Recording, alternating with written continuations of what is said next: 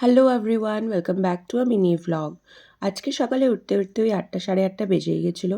ওঠার পর আমি ফুল গাছে জল দিচ্ছিলাম ফ্রেশ হয়ে। সকাল থেকে এত চড়া রোদ বেরিয়েছিল, তাই সকাল সকালই ফুল গাছে জল দিলাম। সারাদিন তো আর দেওয়া হবে না, তাই।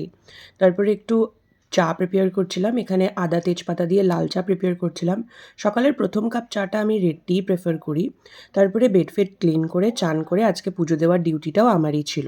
তো পুজো কমপ্লিট করে ব্রেকফাস্ট করলাম। ব্রেকফাস্ট ওই মুসলিস, একটু কলা কেটে নিয়েছিলাম আর দুধ দিয়ে খেলাম। আজকে একটু বেরোবো, তাই এখানে আমি রেডি হয়েছিলাম। কিছু পার্সোনাল কাজ আছে আর টুকিটাকি একটু সবজি বাজারও করতে আছিল। তাই গিয়ে কাজ শেষ করে সবজি বাজার করছিলাম।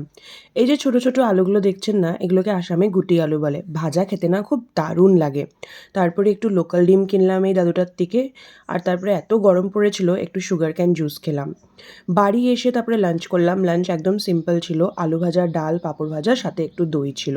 That's it for today's blog. ভালো লাগলে লাইক, শেয়ার, সাবস্ক্রাইব।